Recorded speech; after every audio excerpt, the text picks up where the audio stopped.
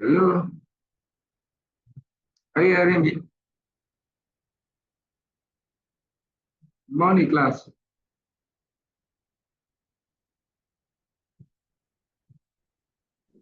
Good morning, sir. Good morning, sir. How was your night? It was okay, sir. Very well. Thank you, Already sir. have been trying to join since Good morning, sir. that we host have another meeting. So now we are welcome. I hope you all had a good night rest. Yes. So we'll continue from where we stopped yesterday. Yesterday we stopped at the causes of high poverty incidents. We look at unemployment and underemployment. We took time there. We look at low level of education and skill. And of course, it is expedient that when somebody doesn't have education or doesn't have skill, the person who is prone to be poor. Look at the inequality in income and wealth. You see poor access to healthcare and service, weak governance and corruption, conflict and displacement and environmental degradation. Are we together? Yes, sir. Yes, sir. Okay. Okay. So we are very few so far. Yeah, Chris, good morning, ma.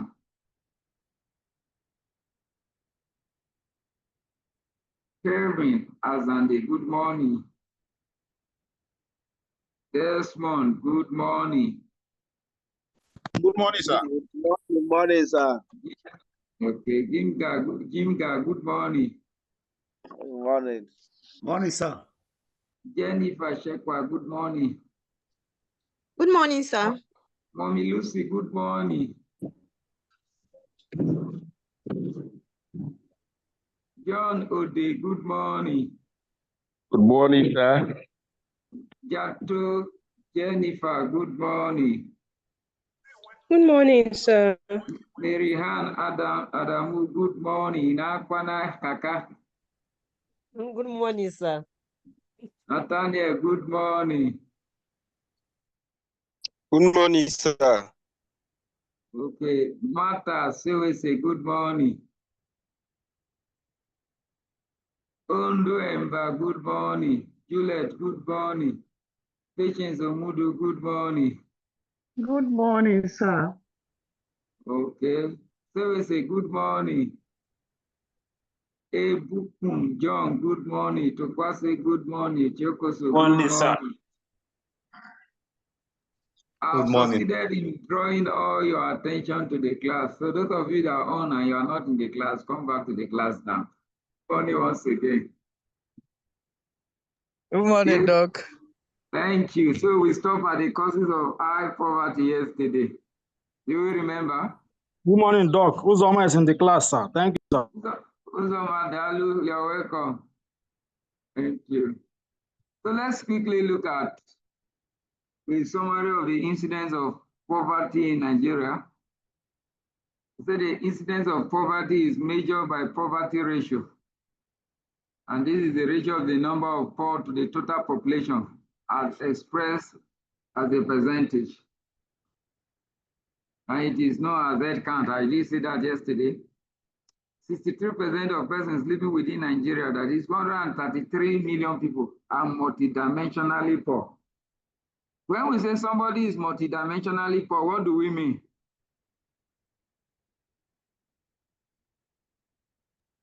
Okay, it means the person is exposed to diverse or many ways of poverty. The person lacks the basic amenities. The person does not even have enough food to eat, access to education, access to health, and basic social amenities. That's good. Maria, you want to answer the way you balance. When we say somebody is multidimensionally poor, what do we mean?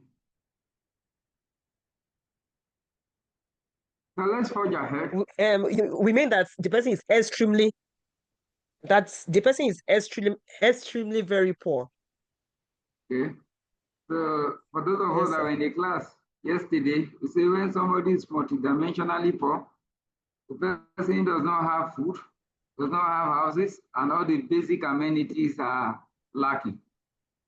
Then we say 63% of persons, I like you to underline that word, 63% of persons living within Nigeria are multidimensionally poor.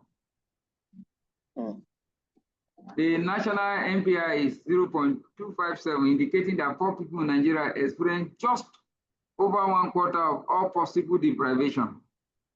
We know the different deprivation, we talked about it yesterday. We say 65% of the poor, that is 86 million people, live in the north. 65% of the poor people live where? Hello? In the north. In the north. 35%, nearly 47 million live in the south. You will ask me all this while that the northern have been in power, what are they doing to their people? Poverty level across state varies significantly, with the incidence of multidimensional poverty ranging from a low of 27% in Ondo to a high of 91% in Sokoto. So 91% of the people living in Sokoto are poor. 27% of those living in Ondo are poor. Over half of the population of Nigeria are multidimensionally poor. They cook with dumps, with wood or charcoal, rather than cleaner energy. Higher deprivation are also apparent nationally. The case of sanitation, time to healthcare, food insecurity, and housing. If you want to understand this, go to hospital and see how the people live there. In general, the incidence of monetary poverty is lower than the incidence of multidimensional poverty across most states. In Nigeria, 40.1% of people are poor, according to 2018-2019 National Monetary Poverty Line. And 63% are multidimensionally poor, according to the National MPI 2022. Multidimensional poverty is higher in rural areas, where 72% of people are poor. So when you get to rural area, 72% of the people living there are poor, compared to the 42% of people in urban area. The national MPI is reported with a link child MPI, which provides additional information on multidimensional poverty, child poverty in Nigeria. Again, just to cap off this point, that 2/3, 67.5% of children ranging from 0 to 17 are poor. According to the national MPI, and half, 51% of all people, all poor people are children. So majority of the poor people, that is 51% of them, are children. And the highest deprivation are indicators of child engagement. What we see when we engage them on child labor and other things that children should not do. Where over half of poor children lack the intellectual stimulation that is pivotal to early child development. Child poverty is prevalent in rural areas, with almost 90% of rural children experiencing poverty. This is alarming. Are we together? Yes, sir. Yes, sir. Yes, sir, we're together. So Together, across, sir. Across the geopolitical zone, the child MPI shows higher poverty in the Northeast. What are the states in the Northeast?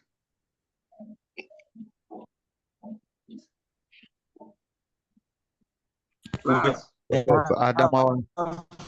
We have Borno, Okay. Adamawa, Yobe, Taraba. Taraba, and So what are Zamfara. Gombe. what are the states in the northwest? Gombe. Kaduna, Kano. We have Northwest, we have Kaduna, Kaduna, Bauchi. Kano, Bauchi, Jigawa. Kaduna, Kano, Bauchi, Jigawa. Okay. So that's why we are trying to say that in terms of the child MPI, it shows that higher poverty in the northeast and northwest, where 90% of children are poor, and lower poverty in southeast and southwest, where we have 74% and 65% respectively. The incidence of child MPI is above 50% in all states and greater than 95% in Bayelsa, Sokoto, Gombe, and Kebbi. So when you want to look at children poverty, if you go to Bayelsa, go to Sokoto, go to Gombe, and go to Kebbi. 4 million Nigerians, that is 2.1% of the population, live with a child age of 15 to 17 who is the first generation in the household to have completed primary school. I like you to note it. 4 million Nigerians, that is 2.1% of the population, live with a child within the age range of 15 to 17, who is the first generation in that household to have completed primary school. So when you say God is not good to you, you will know that God is actually good. So these are just the key issues in summary as we look at the incidence of poverty. Yesterday, I said incidence of poverty refers to the proportion of population living below poverty line. And we look at the different indicators, the head count ratio, the poverty gap, the severity index, and the multi-poverty index, that is the MPI, multidimensional poverty index. We went further to look at the geographical and demographic incidence. I say poverty is not uniform. It varies from urban to rural area. Some regions or countries have higher poverty. We say in terms of poverty, we look at the demography where we look at children and elderly, look at women and female-headed household and ethnic minorities and marginalized groups. Many of us were mentioning the ethnic minority in Nigeria, yes, in Benue yesterday. And today, if you observe critically, what I have done is to give us the distribution of the incidence of poverty. And we have discovered that children are the worst of poverty. And I've looked at the distribution across geographical location. We've looked at the distribution using the MPI index, and all of these are really challenged. So, any question before we proceed?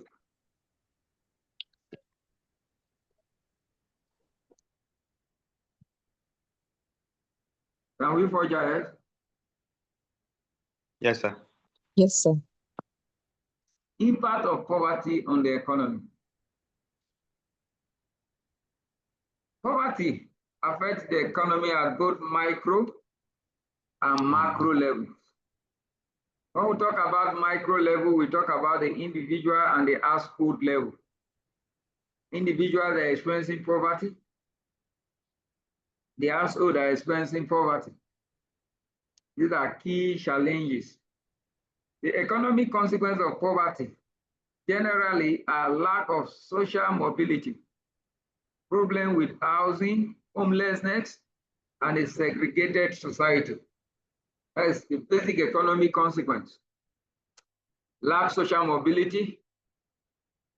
There are class you cannot enter. There are social class you are not permitted to enter. There's boundary. Then the problem of housing is a major challenge. If you look at where some persons call house, it doesn't what call a house.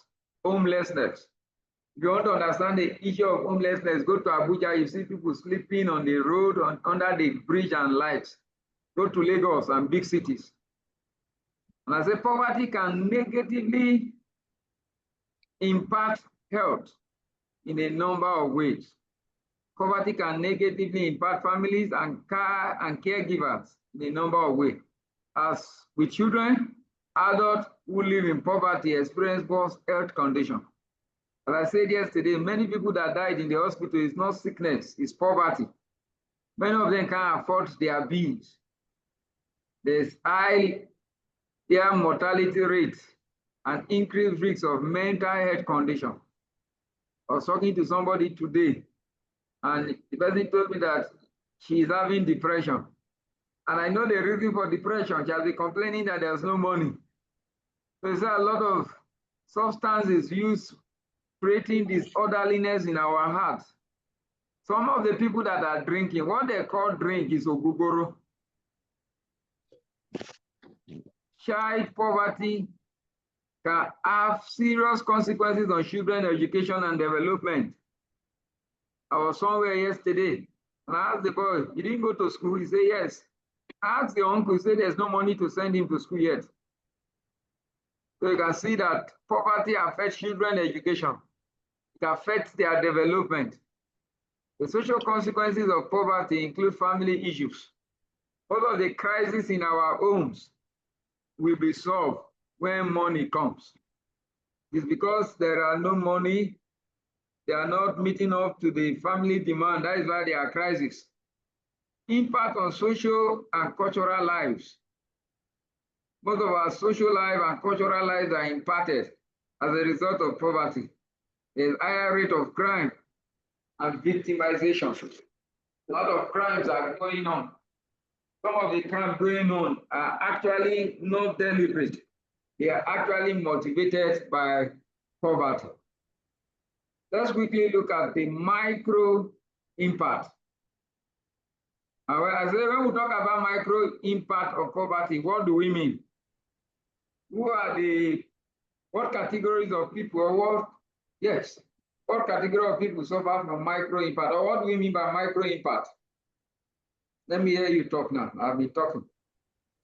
The effect of poverty on individuals and households that's on smaller scale. So that is the effect of poverty on individuals and what? Household. And one of the impacts of poverty at the microeconomic level on the family, household, and individual is low productivity. And at the point, individuals often lack access to nutrition because they are not eating nutritious food. They are not doing well. Education, not schooling well, even those that are schooling not in good places, they don't have access to health care. And this reduces labor productivity because if you are not well nourished, if you are not well educated, if you are not doing well health-wise, your productivity will be affected. Low savings and income will barely enough to meet basic needs. The poor cannot save or invest in business or education. Many of us will agree that when people say you should save for retirement age, the money you are collecting is not even meeting your present needs. Can you save for tomorrow? Oh, yeah. Let's discuss. How many of us can confidently save from our salary? There are days you save for tomorrow. Very It- difficult. It takes the grace of God for you to even save even up to 5 or 10,000 out of your salary. It takes the grace of God. For majority of the civil servants. Yes. Because the day you see your salary is the day you start having headaches. Sir? Because the day you see your salary is the very moment you start having headache. Because it's always grossly inadequate. So you discover that many people have spent their salary before the salary will come. That is it, sir. So you see, it's a challenge. Okay. So for human capital development. Another major issue. Children in poverty may miss schools or drop out early. Many of them don't have access to education. Those that have access to education, they also find it difficult to continue. And this leads to long-term underdevelopment. That is why you see the poverty cycle continue. A generation of poor families continue to be poor. And the rich are getting richer because they're having access to the basic needs of life. And that's why we talk of cycle of poverty. Poverty reproduces itself across generations, limiting mobility. So for people to move from one social strata to another is difficult. So these are the micro impacts of poverty. Then we have what we call the macro. The macro impact. This basically has to do with the impact of poverty on the nation. And one of it is that it's slower economic growth. The large population limit consumer demand and reduce the domestic market potential. So it's a major challenge. Slower economic growth. Then increased public expenditure. Government must spend more on welfare, on subsidy and health intervention, straining public resources.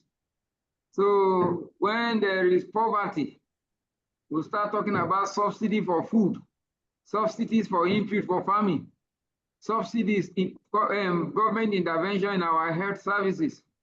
All of these are causing increase in public expenditure. Lower tax revenue. Poor population contribute little to income tax. So when the populations are poor, many of us attest to the fact that we don't have our tax identification number, because how much are you realizing from the farm? It helps in reducing fiscal capacity of the state. So internal generated revenue becomes a challenge. The social unrest and instability, Nigeria is part of it. All these Boko Haram, Fulani X-Men, kidnappers, majority of this social unrest is because of high poverty. And when there's high poverty, there's an increase in crime. The people will protest.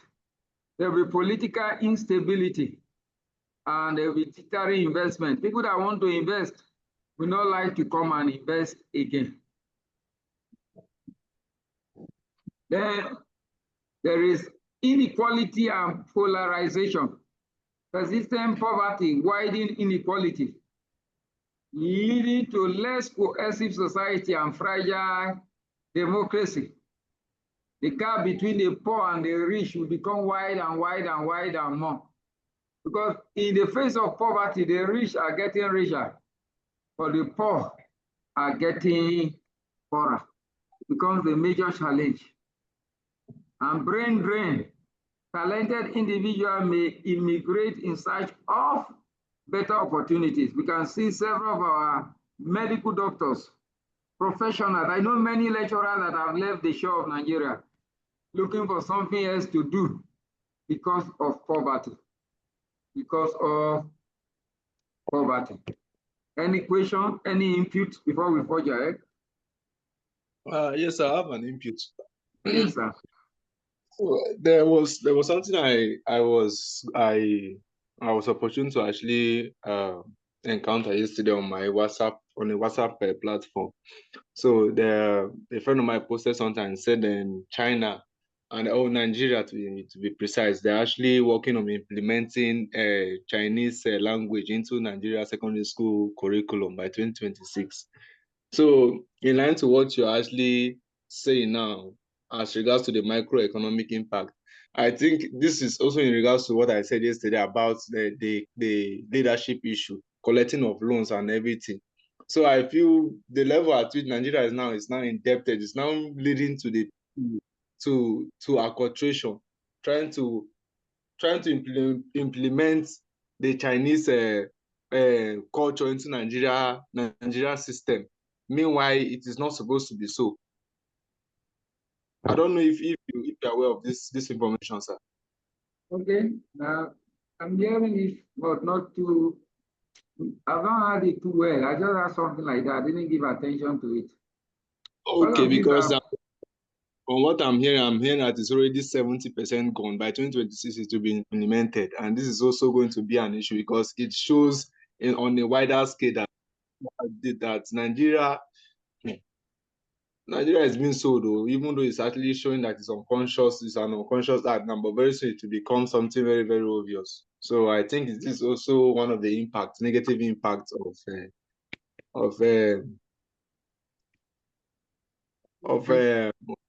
what you're saying, sir. God will show us mercy. Amen. Please, those of you that log in without your name, go and change your details to your name because we are taking attendance. There's somebody that log in with one type of number there. Please change your WhatsApp to your name for the purpose of this class. Is that okay? Remove your company name and everything. Put your full name.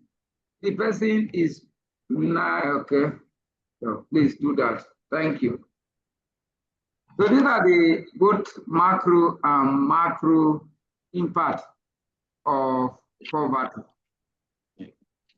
Poverty traps and economic development. The poverty trap is a self-reinforcing mechanism that causes poverty to persist. Mr. Emmanuel. Is it me? Yes, the one that just made impute now. Is it not Emmanuel Abuda made impute? Yes, sir. Do you see that explanation you just gave fit into what we call poverty trap? Yes, sir. That's true. Self-reinforcing mechanism. So when we are borrowing from those people, we are making ourselves to be poor and poor and poor and remain in poverty. All the politicians in the house, please forgive me. Our politicians don't want us to come out of poverty. That is the only basis where they can have control over you is when you are poor. And that is why they don't want lecturers to be rich at all. Everything about lecturers since 1999, the agreement have not been implemented because they know if lecturers are financially empowered, these ones that they are knowledgeable, that they are contesting with them, if they are empowered financially, they will not get anything. So that is why they are fighting lecturers.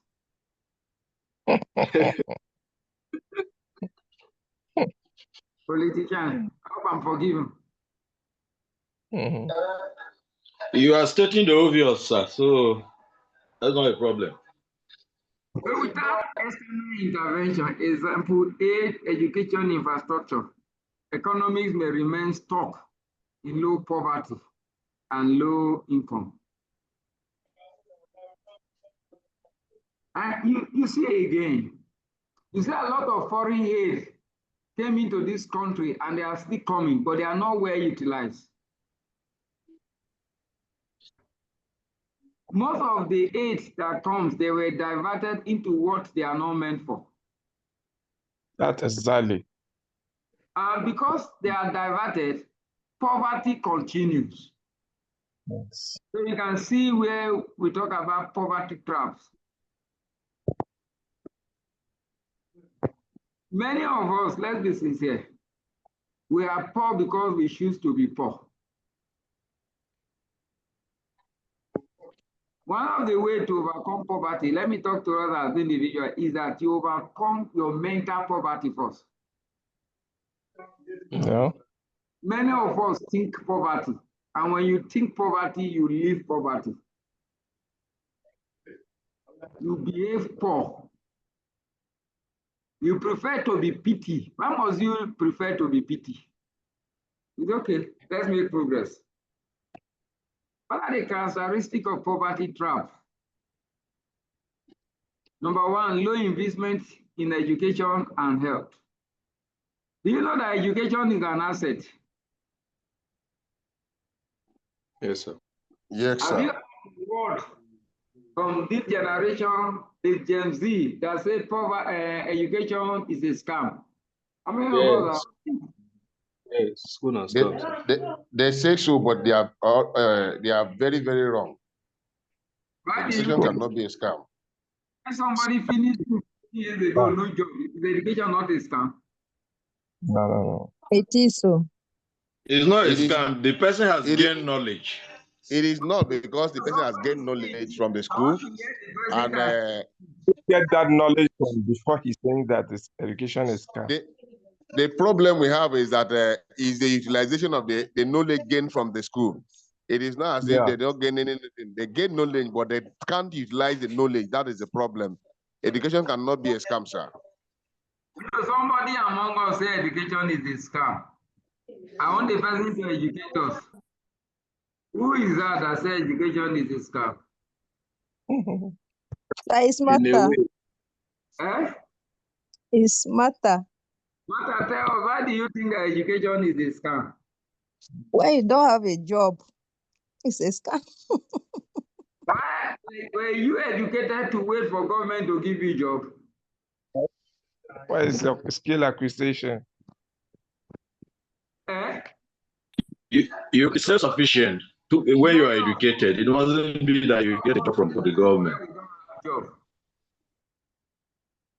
Okay, ma. yes, sir. All right. And I'm not trying to possess that education is a scam, but I'm just trying to see it in a more flexible way. Because there was something you said yesterday, sir, that I wanted to actually change education is a scam into it too. You were saying something about people coming and leaving, graduating for school, graduate and everything, and then not being employable and all that and something. I'm just trying to paraphrase, sir. So I feel on a broader way, Nigerian system of education actually needs a reconfiguration or restructuring, because they only teach you how to do just to be educated, but they don't teach us how to make money in school.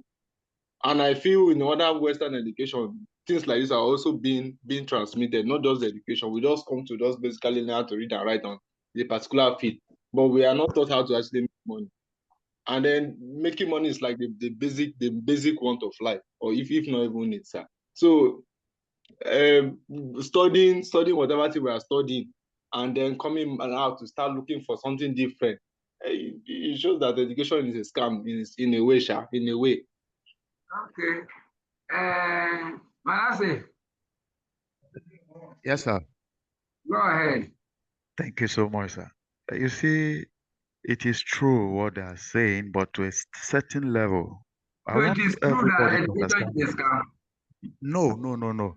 What they are saying, in their own opinion, is true. But what they are saying, I want them to understand something. If you say education is a scam, I think the individual who was educated make education a scam by his or herself, based on the fact that whatsoever course you study in the university or you are educated upon, there are rudiments for you to follow, and then you make money out of them. No course is a waste, and no educational system in Nigeria is a waste.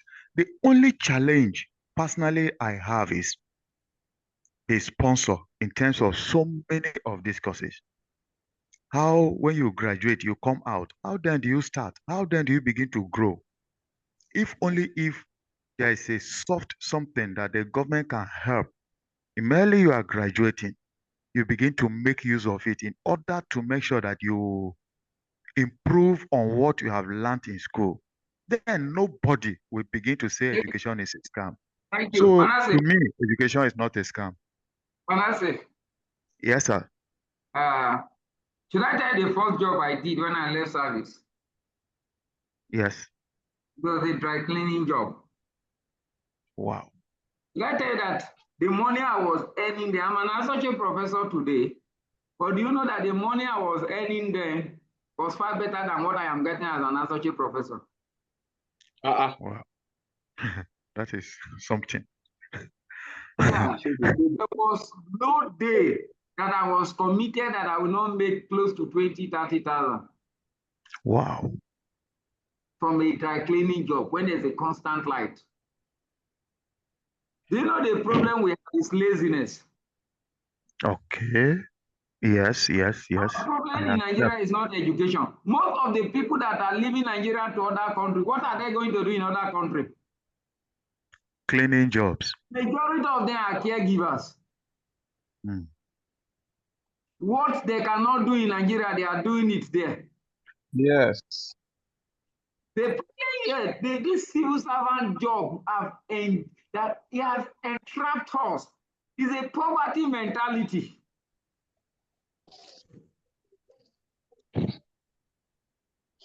Do you You're know very that correct, sir.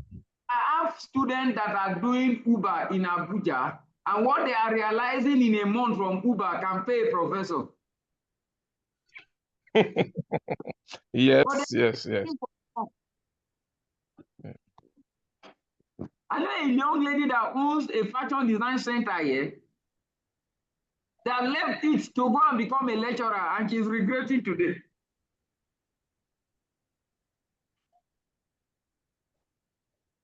The essence of education is to expose us. There's somebody's voice I would like to hear as I summarize whether education is a scam. Mommy Lucy Wodi, please, is education a scam? No, sir. No, sir. You know, my father died 30 years ago. If I cannot remember all the things my father told me, my father told me that the easiest way to escape poverty is to be educated. As an engineer in the Nigerian army, they will develop a concept, and a senior officer will come and take the honor because the senior officer is educated and then they are not. They came into the Nigerian army with primary school certificate and GS3 certificate.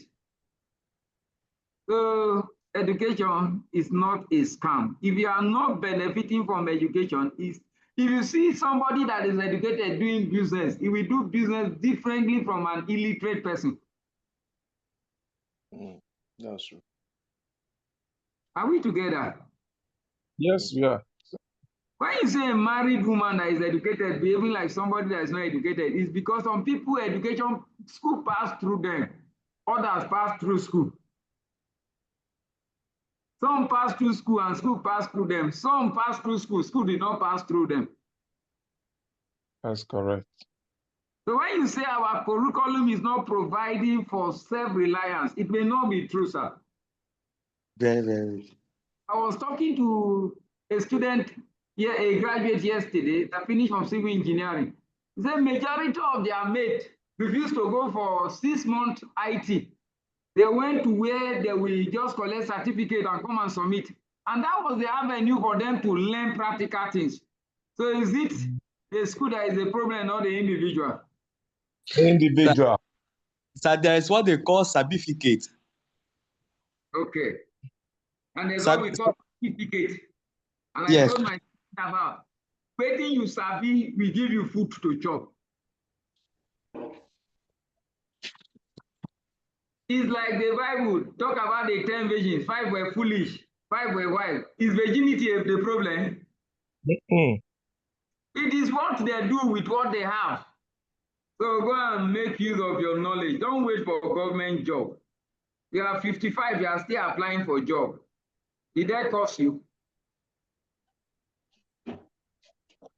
Are we forge ahead? Are we making sense? Yes, sir.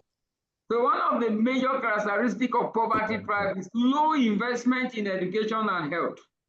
People don't invest in education. You don't, like most of us that are parents now, one of the best assets, besides allowing them to know Jesus or the God they are serving, one of the best assets you can give to your children is quality education. Invest in them. Invest in their health. Another characteristic of poverty trap is poor infrastructure. Poor infrastructure. When you want to know an environment that is poor, you look at their infrastructure. Another is limited access to credit. Limited access to credit. There are some of us, people would have liked to invest through us, but we don't pay back. Then we have weak institutions. These are the basic characteristics of poverty trap. Any question? Can we go ahead? I was thinking this limited access to credit was actually talking about people who want soft loan to actually go into business and other things. They have vision. Yeah, yes, it's access to loan, access to other financial opportunity. Like many of us now, if you want to go to Bank of Industry to access money, do you know that they are giving money in Bank of Industries? But people can't access them. It's the same big men that are accessing it. Yeah. If you go to our banks to obtain credit facilities, sir, the interest you will pay, you will sell your property to pay it. Hey, wow. So many times, what we want to invest the money into will not give us as much as the interest rate of borrowing. Yes, Mommy Lucy. Yes, sir. Good morning, sir. Morning, ma. The first point that you brought under the characteristics of poverty traps Yes, ma'am. is low investment in education and health. Yes, ma'am. Is it government investment or individual investment in education and health? It is two ways. We know we talk about micro impact and macro impact. Yes, sir. Micro is individual and household. As individual, when you invest in education, there is a point where you will escape from poverty. Mommy, if anybody sees you and see your mate in the village, your mate in the village looks like your grandmother.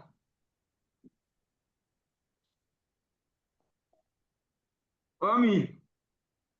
Yes, sir. Am I correct? Yes, sir. So you can see that education has helped you seriously. So, and there's also a macro investment. Our government are not giving attention to education, man. Look at the budget for education every year. And look at the money they are using to invest on their personal renovation every year. Their tea money is more than education investment, more than the money they are investing in education. So it's both micro and macro, man. Thank you, sir. Thank you, man. Let's look at poverty and inequality.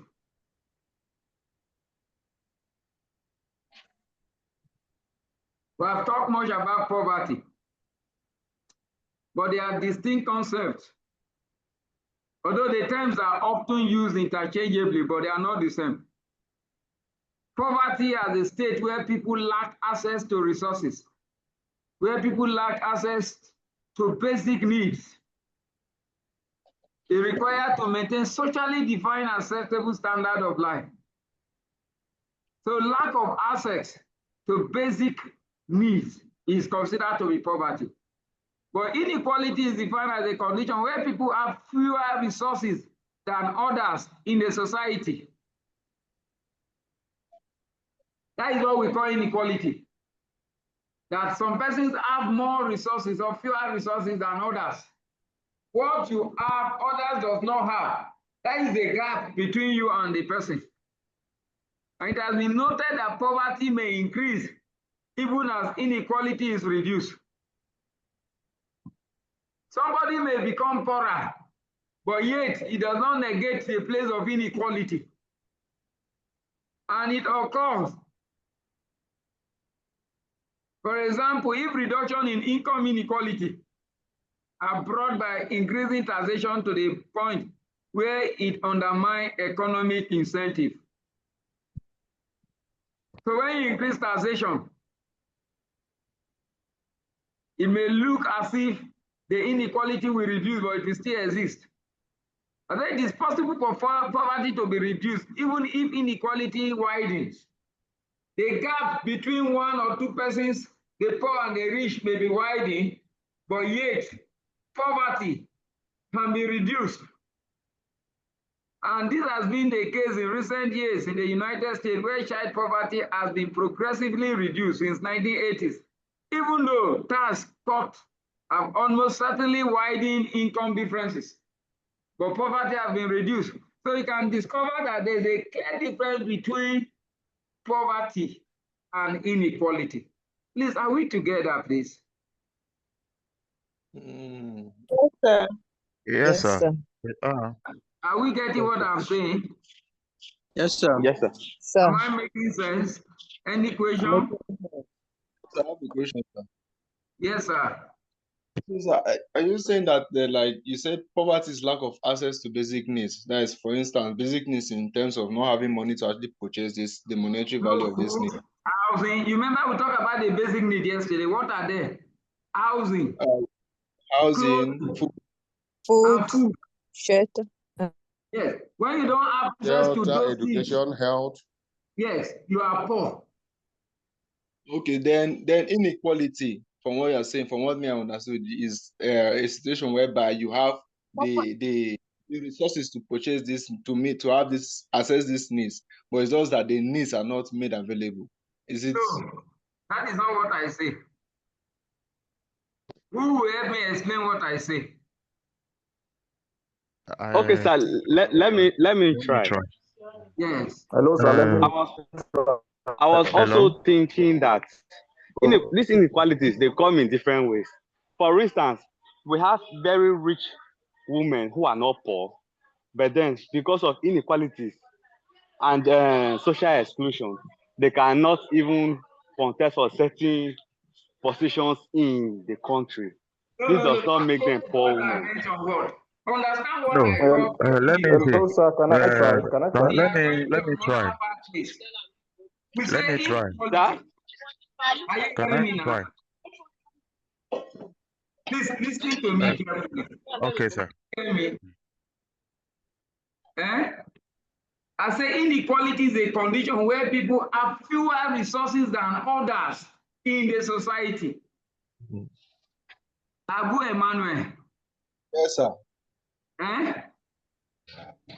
You have a car. Yes, sir. I have a motorcycle. You have a story building. I have 2-bedroom flats. Are you getting what I'm saying? Yes, sir. You are living in New Jersey. I am living in North Bank. Okay. There are level of resources that you have more than me. So the difference in your resources and my own is what we call the inequality, the gap between you and me. Okay, sir. Do you understand? Yes, sir. Yes, sir. And that is why we say it is, some persons use it interchangeably with poverty. We say no, there is a clear gap. Poverty is that you lack those basic things. But inequality that you have, but somebody else is have it more than you. So that's like the poverty gap index you were talking of yesterday. Yeah, that is the inequality. Okay, sir. All right, thank you. Am I communicating? Yes, sir. Yes, sir. I don't want you to take us to the political aspect. Thank you. Okay. I said the acceptance of poverty as a relative concept means that poverty and inequality are related. You remember yesterday we said poverty can be explained in 2 ways. Absolute poverty And relative and poverty. relative poverty. Do you remember what we define to be relative poverty? Yes, sir. No. Remind me. Relative poverty talks about comparison between two categories of person, while absolute poverty talks about Absolute poverty is that you lack those basic things. Yes, sir. But relative is that you have but not as much as somebody. Yes, sir. And that is what we are saying. That is the concept of inequality. That is the concept of what? Inequality. The relative poverty can exist only where there is inequality. So there cannot be relative poverty without inequality. But this does not mean that inequality and poverty are the same. Not all forms of inequality will imply relative poverty. Only those in which some individuals or groups fall below, way below average. The eradication of relative poverty will require some reduction in inequality. But how much and at what cost will depend upon the nature and severity of the poverty. So I'm going to ask you a question in your exam. What is the difference between relative poverty and inequality? Have I given you one expo? Yes, you are. Yes, sir. Yes, sir. Yes, sir. Okay, I gave you 5-minute break.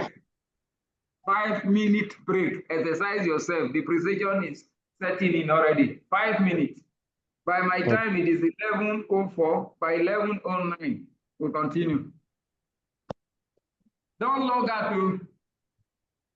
Yes, sir. No.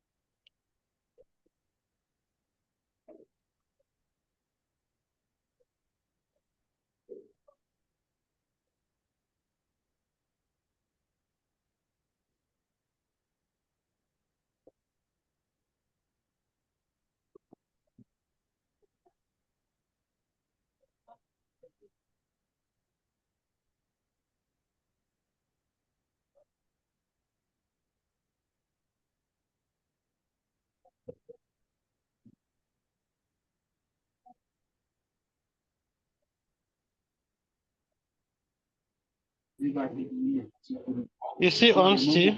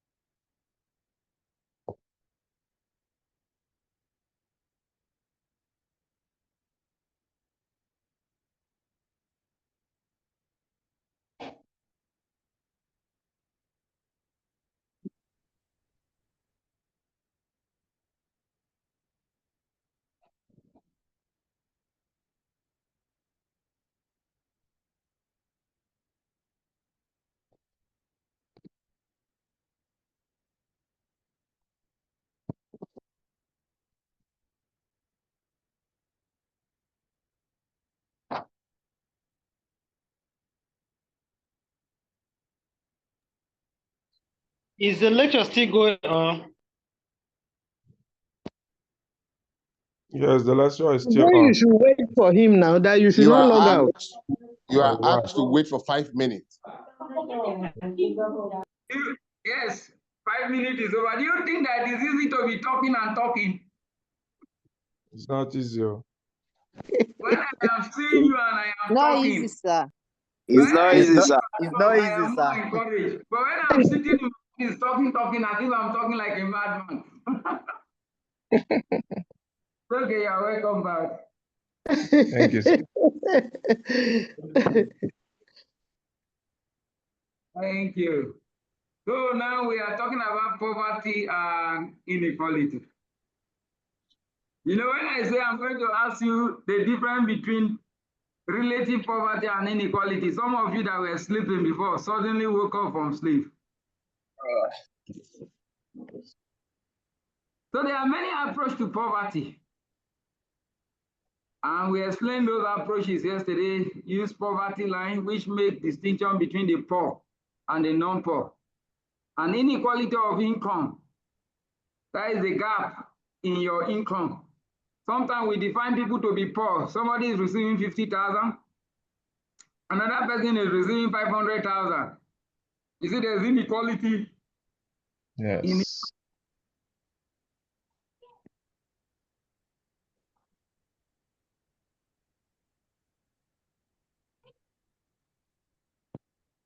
Please, are we together? Yes. Yes, but the network is fluctuating. Okay. And that's why we say they assume that the person that is collecting less is less important. So these are the issues. And that's why inequality of income alone, then assume relative less important as a precondition for poverty. We have established those things yesterday, being combined with other dimensions of inequality, including inequality of access to stable employment.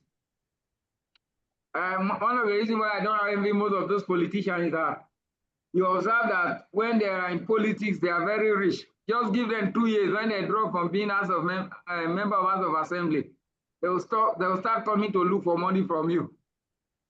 So many of them don't invest. Yes. You may not appreciate your stable employment.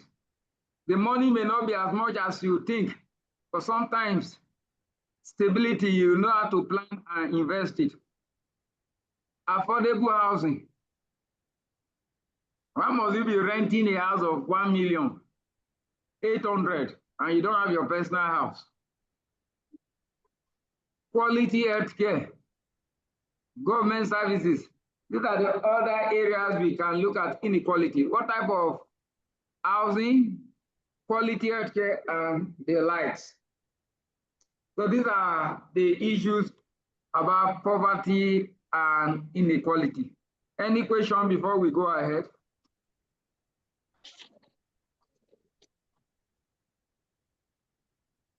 Any question? Let's look at structural analysis of poverty.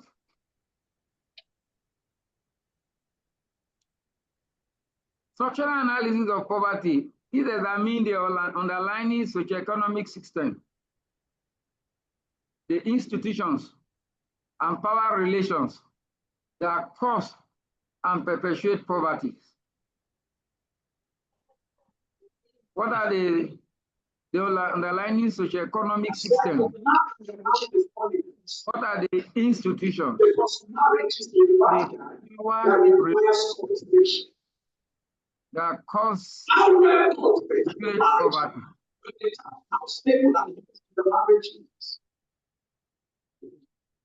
Can we share the person to mute, please? Olima.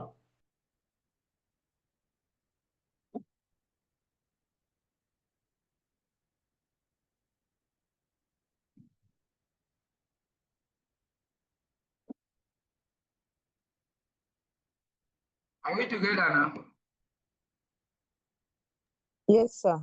Yes, sir. Yes, sir. She's Talk about structural analysis of poverty.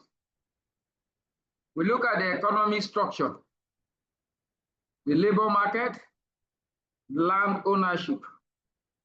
We look at social hierarchies. Look at the gender. Look at ethnicities. Then we also look at political factors, the representation, the policy aspects. All of these are structural analysis of power.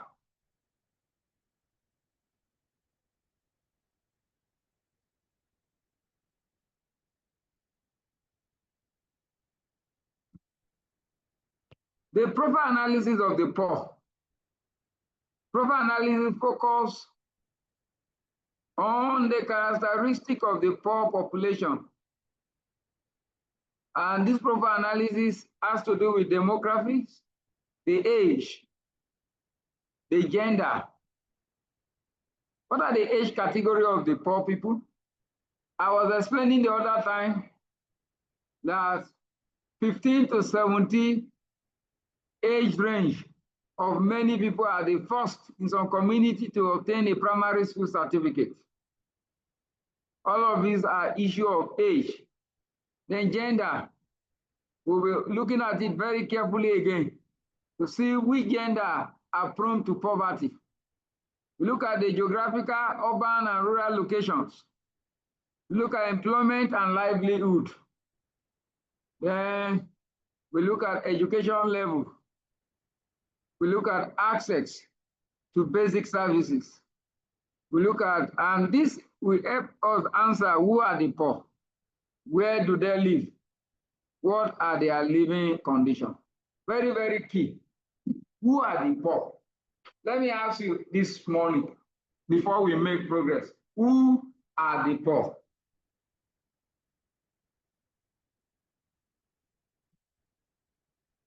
I'm asking us. And where do the people live? And what are their living conditions?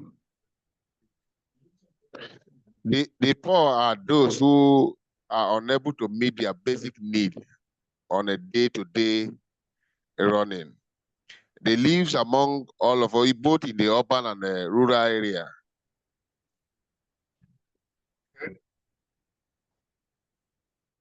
And what are their conditions?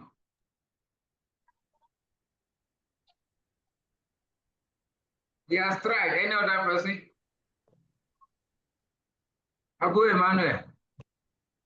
Yes, sir. From what you said, according to the World Bank, I would like to give reference to that. To me now, the poor actually, or is anybody who cannot actually meet the $2.15 daily expenditure, either on a lower scale, on a broader scale, in terms of for a personal need and for the family needs too. So that's such kind of person I actually consider as being poor. Okay. As I decided to bring this question to arouse our interest as we further discuss. Let's look at poverty and gender. Feminization of poverty. What do we mean by feminization of poverty? When you hear the word feminization of poverty, what comes to your mind? That women are usually the poor people.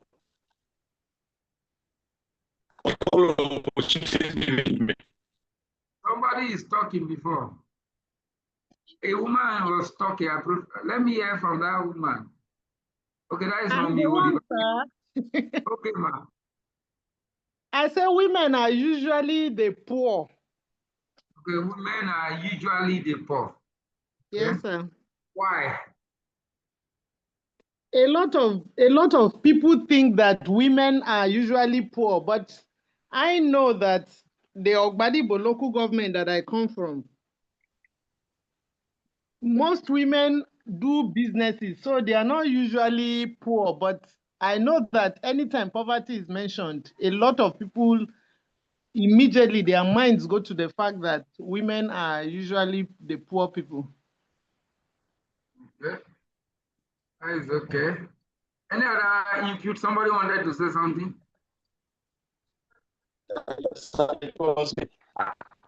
Me, I mean, that's different. But we I mean, but I feel it is the opportunity given to women. Our society today, most sections are not so. The network is not allowing us to hear you. Silence, Amani, the way you are sitting to relax, you are not following our class, so we are sleeping. Sorry, I'm not, sir. Sir, can you hear me now, sir? Okay, I'm hearing you now. Okay, sir. I was saying that my position is a bit different from what she said. Though when feminization is mentioned, it refers to women or the female folk. But in terms of poverty, I feel it is the unequal opportunities given to women that relates to the poverty line. Because in our society, certain opportunities are being denied of the female folks. That is my thinking or understanding. Okay. This person with 938534, change your stuff to your name. They are taking attendance. Change your phone to your name. Thank you for all your input. Let's make progress. When we talk about feminization of poverty, this refers to the disproportionate burden of poverty on women. This is not my statistic. Women represent a higher percentage of the poor worldwide, especially in developing countries. And that is why Momilizi was saying that anytime they talk of poverty, the first thought is women. But actually, from statistics and research, women represent the higher percentage of the poor. And that's why we say it refers to the disproportionate burden of poverty on women. Let's look at causes of feminization of poverty. The first cause is what we call gender wage gap. And what do we mean by that? Women often earn less for the same work. The same work a man will do, they will pay him higher and pay the woman lower. Informal employment.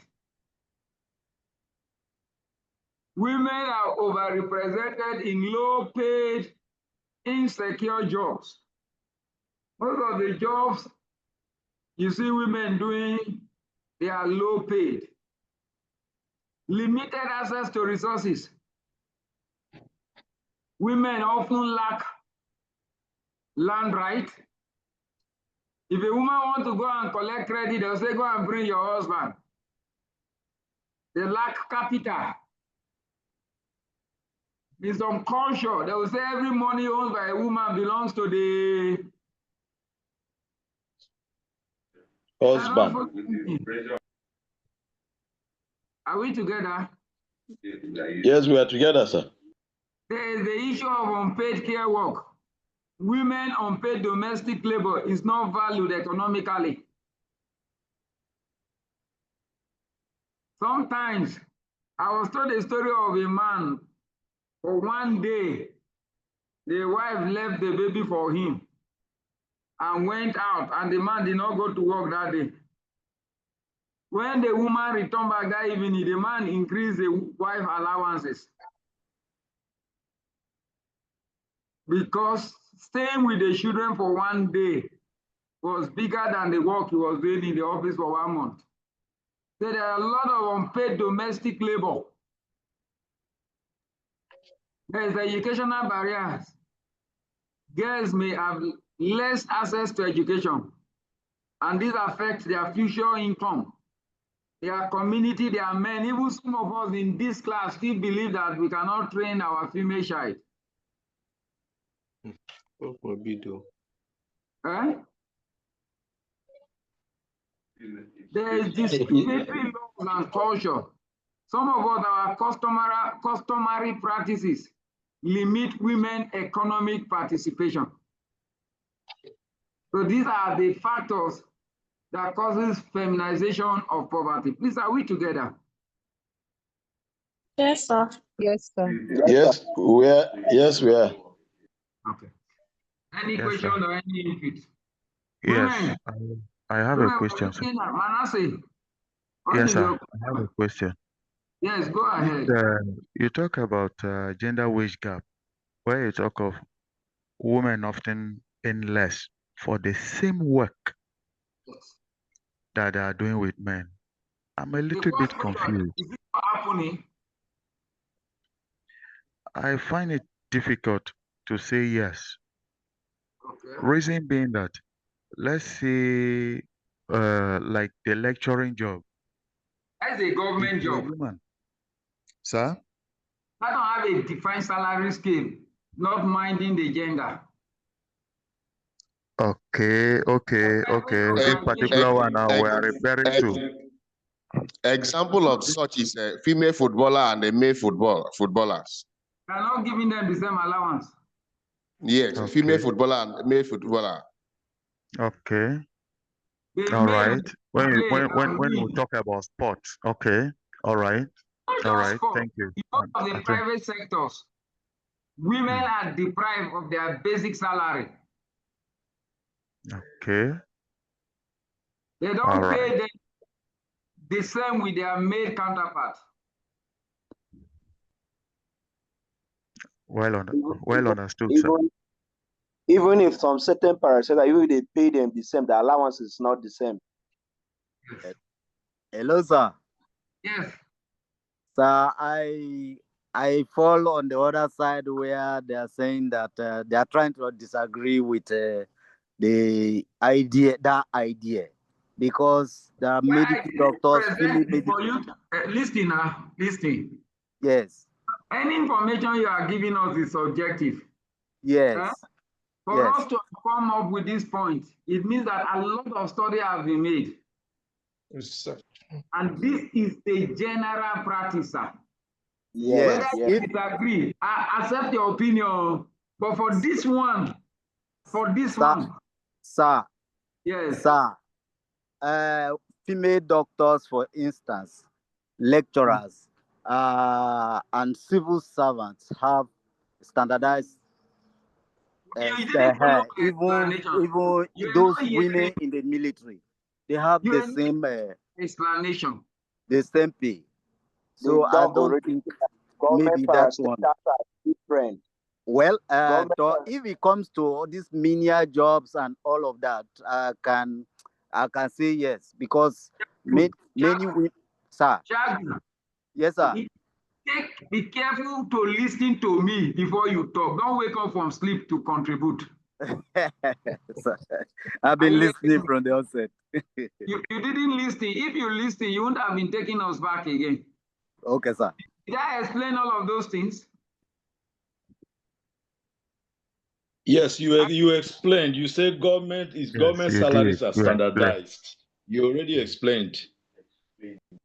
So that's why I say you shouldn't disagree what you don't know. Don't wake up from sleep to disagree. Can we forge ahead? Sorry. Yes, sir. Yes, sir. Okay.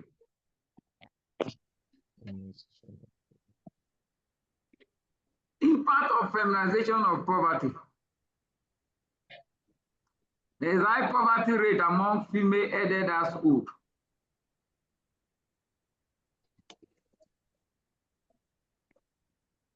There is increase in child poverty.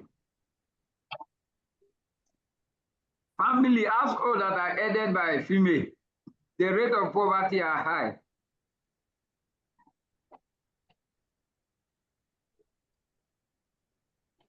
There is an increase in child poverty in such places, and it reduces intergenerational mobility. So these are the basic impacts of feminization of poverty. Let's look at rural poverty. I would say globally, not only in Makurdi, not in Benue State, poverty concentrated in rural areas. Chagu.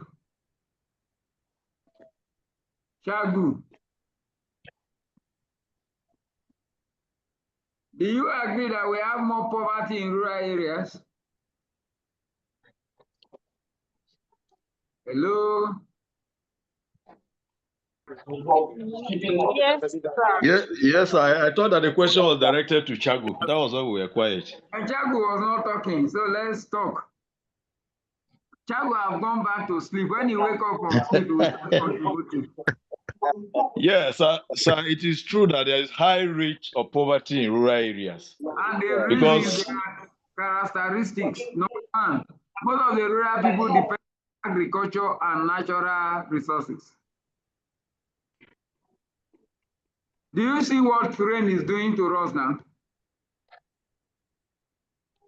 Do you know that it's already affecting rice farmers? Yes, sir. May even somebody. So just imagine you are depending on agriculture. When there is a flood, when there is a disaster, are you together with me? yes, sir. Yes, sir. Some of the rural people have limited access to education. The primary health care you will see there are only people that read community health that are working in the primary health care.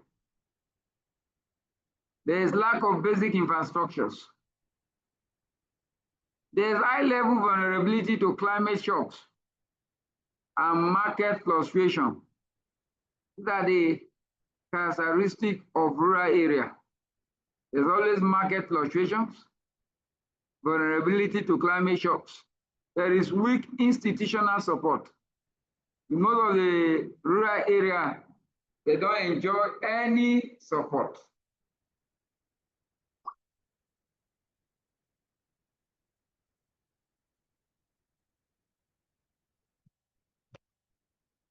In the case of urban poverty, urban poor may live in slum or informal settlement. Most of your cousins that told you that they're in Abuja, where are they living?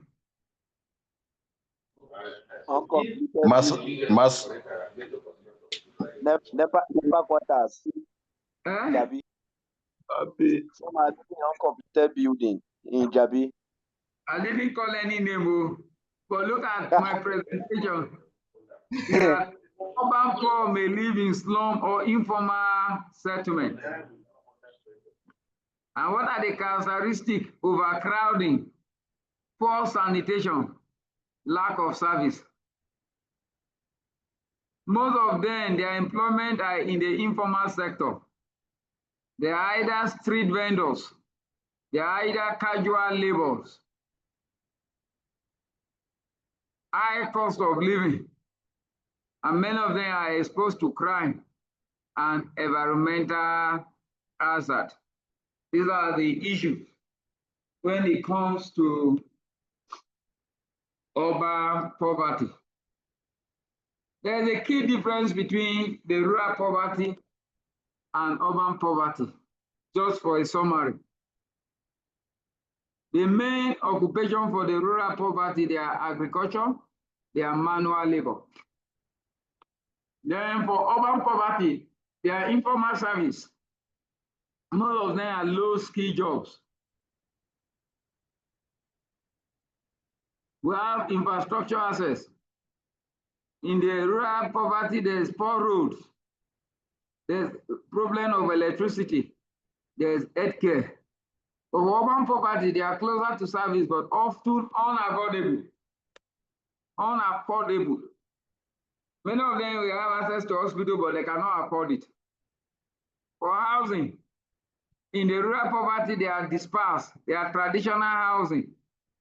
The urban poverty, if you go to some area, you don't know which plot belongs to another person because the same plot is all of them building houses.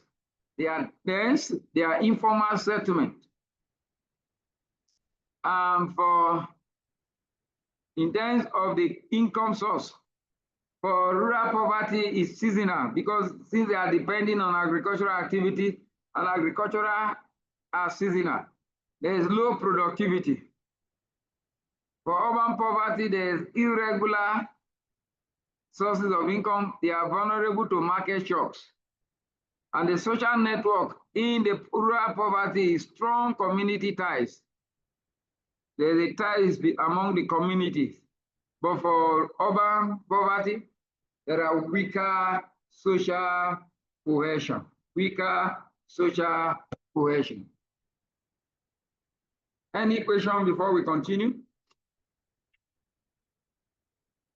Any input?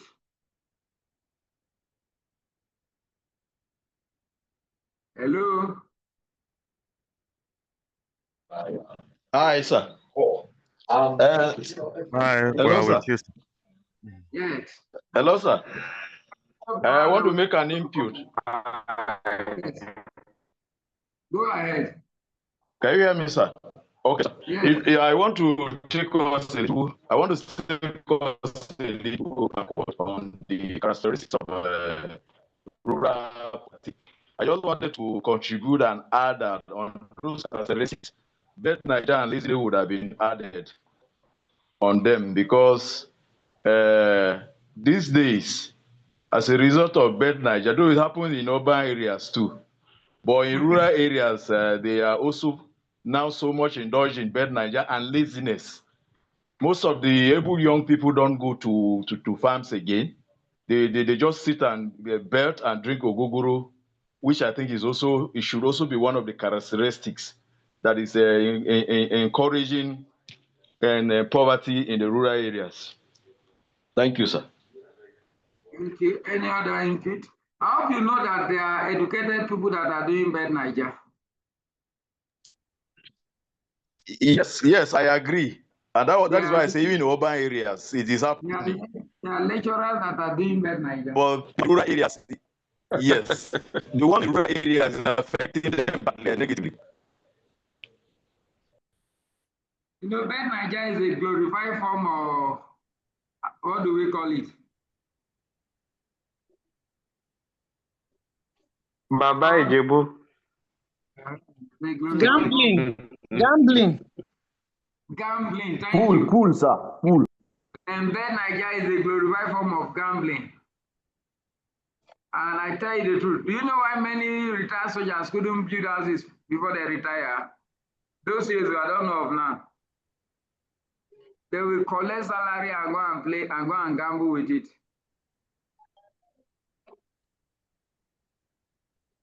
Any other input? Yes, sir. Yes, go ahead. Sir, you were talking about poverty and how it affects women.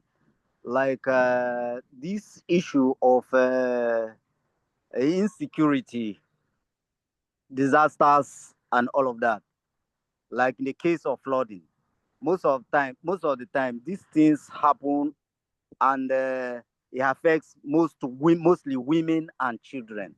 Like this case of Yerwata and these other insecurities that are happening within the state and around Nigeria, mostly women are the most vulnerable because men they have a way of going out to go and look for other soft landing. But a woman cannot leave her children to maybe to run away. But women mostly they stay to look after the house and all of that. So these things affect women more than men. Even in the agricultural sector, women are on it most affect them more. Thank you, sir. Thank you for that input. Any other person? Can we proceed? Let's look at intersectionality, gender and location. Rural women are among the poorest. True or false? True. True, sir.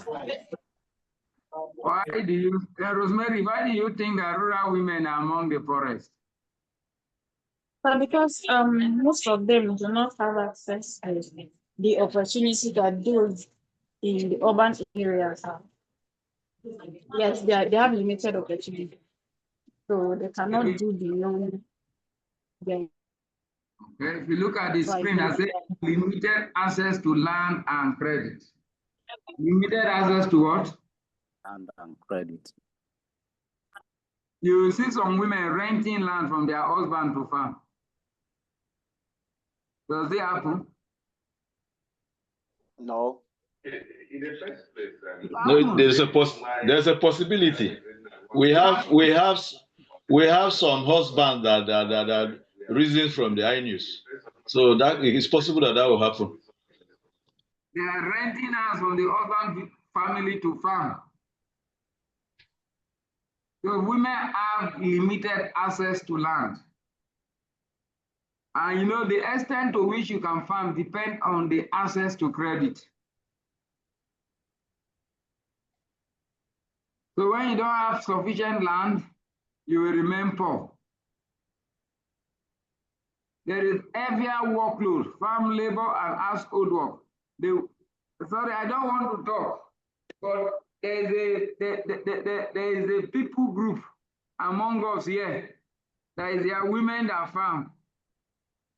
You will see their men folding their leg, going to look for pork meat and ogogoro to drink in the morning while their wives are going to farm. Did I call anybody? No, you did. No, my story. That's the truth now. You did not, sir. Can you relate to my story? Yes, sir, I can relate.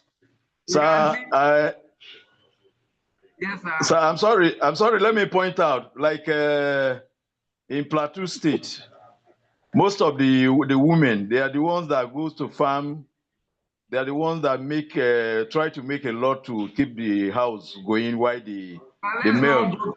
Let's not go too far. I live around us here, where I am living around here. If my wife that go to farm, friends stays at home and go to take ogogoro and pork meat in the morning.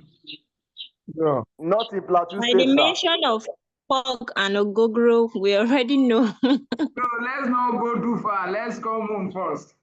So you see that there's an heavier workload on the woman. She's taking care of house chores, taking care of farm work. It's true, sir. I saw an experience in 2007 when I was doing my master here. The woman will go to the farm with the man, she will come back. It is a woman that will still pound the yam. You know, in my place, men pound yam, women don't pound yam. But when I came, the woman will pound the yam, the woman will pack the plate. A small boy will say, I'm a man, I cannot pack plate. You see, every workload on the woman. And this makes them to be poor. Lower literacy rate. If I sponsor her, she will go and end up in another man's house. So you see, rural women, they hardly go to school. Urban women often employed in informal sector. They do domestic work. A lot of them are street vendors. But there's another peculiar challenge of urban women. They face gender-based violence and housing insecurity. While they are doing their street vendors, people take undue advantages on them. Come on, am I communicating? Yes, sir. Do you understand that? Any input before or question before I proceed?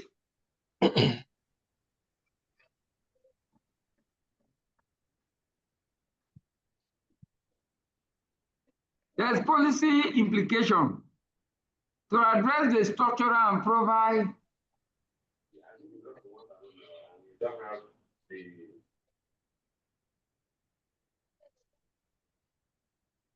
To address the structural and profile-based poverty policy, number one, we must be gender sensitive. And what must we do? We must promote women education. We must advocate for land right. It's not only men that can have land. In the Holy Bible, there are women that advocated. The daughter of Zelophehad, they told Moses that if our father died without a measure, does it mean that his land will be given out? No. God answered them, say, give their fatherland to them. So there's an advocation for land right for women. Credit access. Women should have access to credit. Then there is support to unpaid care work. The work women are doing at home, the child care services, they should be paid. Number two, policy implication is rural focus. Invest in rural infrastructure, agricultural support, and rural employment scheme. It's very, very vital. Then we urban focus, upgrade slums. Areas that are slums, upgrade them, expand affordable housing, provide social protection for informal workers. Those that are not government workers, provide protection for them. Are intersectional. Tailor program to meet the specific need of rural women, urban youth, and marginalized groups. So your program should focus on them. Your program should focus on them. Let's quickly look at some theories. Please, before we look at theories, any issue on policy implication, gender sensitivity, rural focus, urban focus, intersectional, any issue, any confusion, any question? Yes, sir. I want to say something, sir. Yes, go ahead, particularly, yes, it's particularly about paying women for domestic work. When I hear that point anywhere, a lot of things come to my head, because most of the people who are rich, they have domestic workers, so their women don't have to go to the kitchen or to go and do the other domestic work, laundry and all other house chores. But then for us who are poor, where will the husband now get the money to pay the wife for doing the domestic work? Remember, we are talking about the 53% of the very poor people. So where will the husband now get the money to pay for these services? Okay, anybody can answer. It looks more theoretical than practical. Where will your husband get the money to pay? Can women respond? If you don't talk, I'll call your name. Mary Ann, are you still with us? Kaka? I want to respond, sir. Yes, as you are responding, make sure you change your iPhone to your name. So I'm trying to change it. I don't know. I'm unable to change it. I've been trying since. But my name is Precious Ifan. No, look for where to change it, Precious. You can get somebody to change it. Go ahead. Okay, sir. Yes, sir. So when you look at paying women for all that work they do in the house, all the house chores, if you're looking at it from the policy point of view, it shouldn't be the husband that should be thinking of payment. Policy should be set and be put in place where the government pays women for that work, not their husbands. That's how I look at it, sir. Thank you for looking at it that way. Who is the woman working for? The woman working for government is working for her husband. It's okay. Thank you for your looking at it. Any other input? Yes, sir. Yes, So, I think that from my perspective, I think that payment doesn't just necessarily have to be monetary. So when we thank hear you. payment, sometimes I we raise my think hand that for it's all you. about money. It may not just be about money. You can pay with gratitude. You can pay with gifts. Yes, you can pay with support and words of encouragement. So payment does not just have to do with giving her money. So for those who cannot afford to give her money, they can do something else to show their form of payment or appreciation to the wife who is doing it. That's my thoughts. Thank you. How do you feel when a man comes to the house? Hello? Say, what Hello, have you sir. done this morning? Yes, who is that? Yeah, it's me, Bala Ibrahim Amagaji, sir. Okay. Yeah, I just want to respond to the last speaker now. Yes. Because she said payment mustn't be on maybe cash, or it has to be maybe kind or appreciation or support. Now, I just want to remind her that we are talking about poverty here.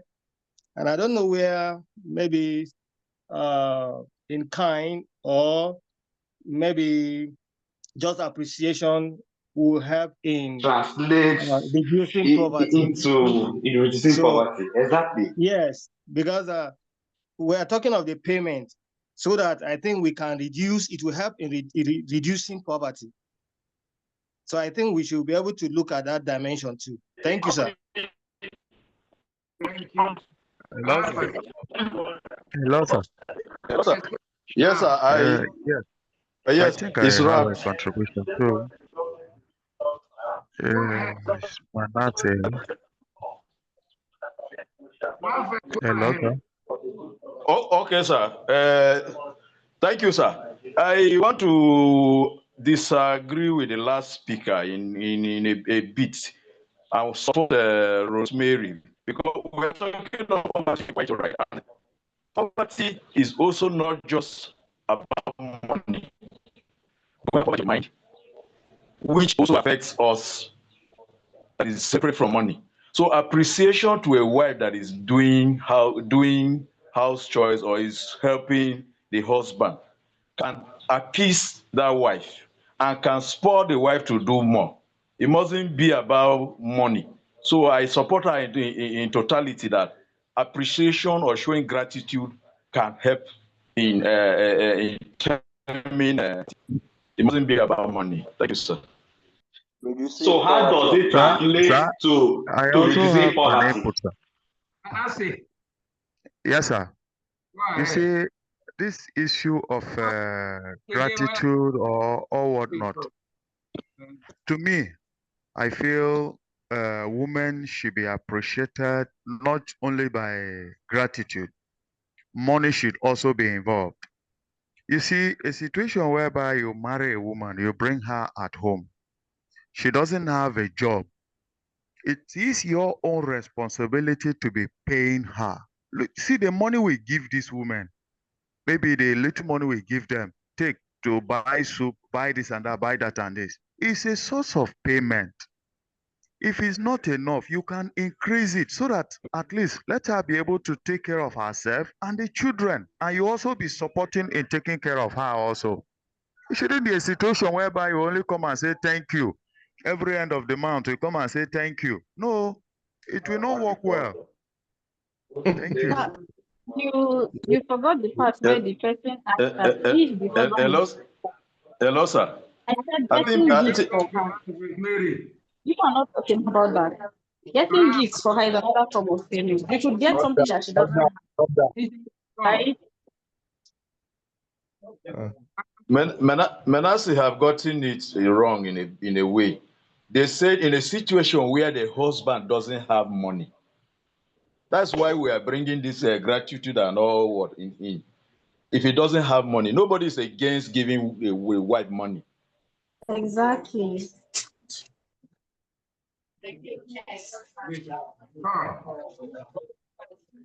Rosemary, you can talk now.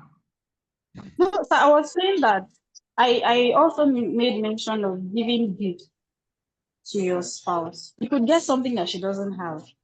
That's also a form of payment too.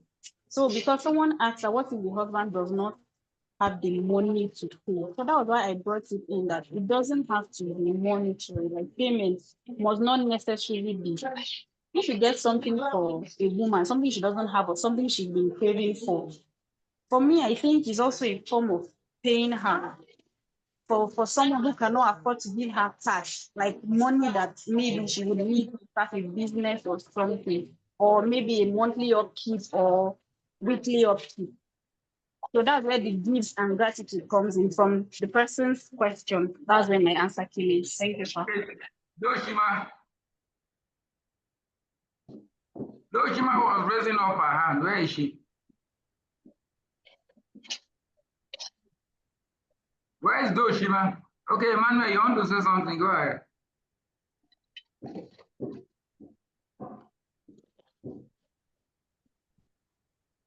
Okay, when somebody tells you thank you, how do you feel when you do a work? You feel You feel appreciated. Eh? you feel appreciated. You feel appreciated. I You feel want to ask excited. in the house. Your husband come from work or come from wherever he has gone to. Madam Juliet, you will answer this. And come and see the parlor and start shouting, what have you been doing since? Look at how the whole place is scattered. How will you feel? And another person comes and says, dear, thank you. You have been working since. These two, does it have any effect on poverty?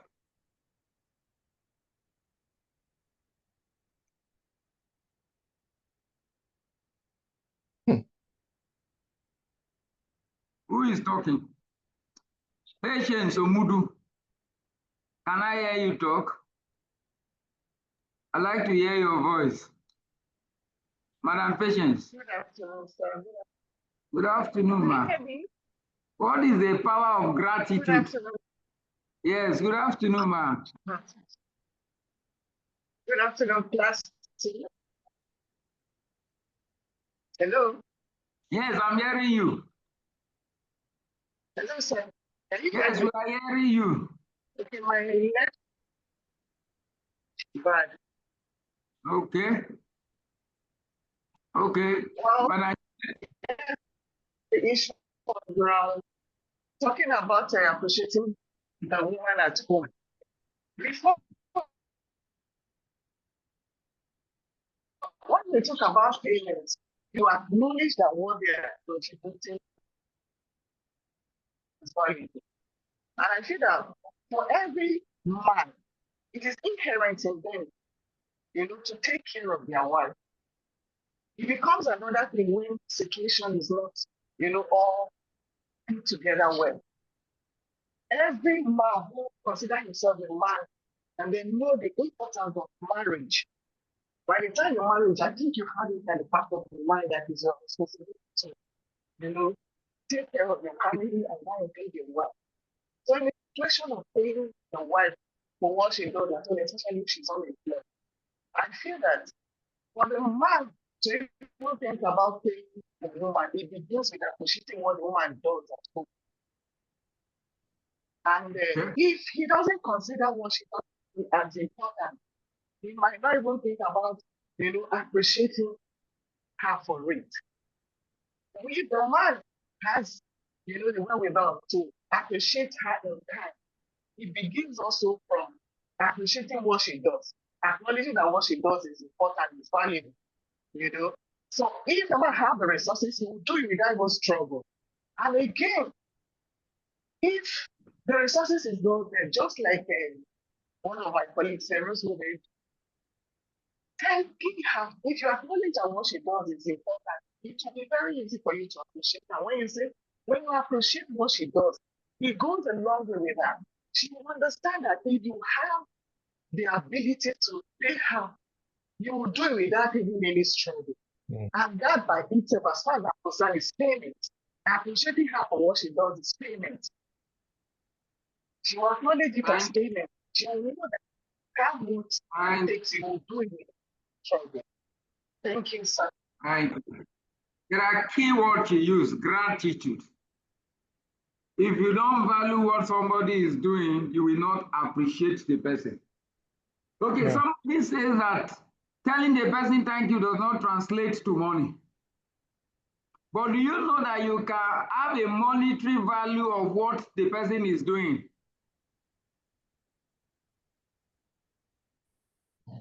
Hello? Hi. Hello, sir. Have a monetary value of a woman labor, you will appreciate her better. That's very true, sir. Yes, yes, sir. Yes. But the question came when the question was that in a situation where there was no money. Yes. That's why we are also bringing in. Sir, Mhm. this you will say thank you. Thank you will go far more than paying this person 100,000, sir.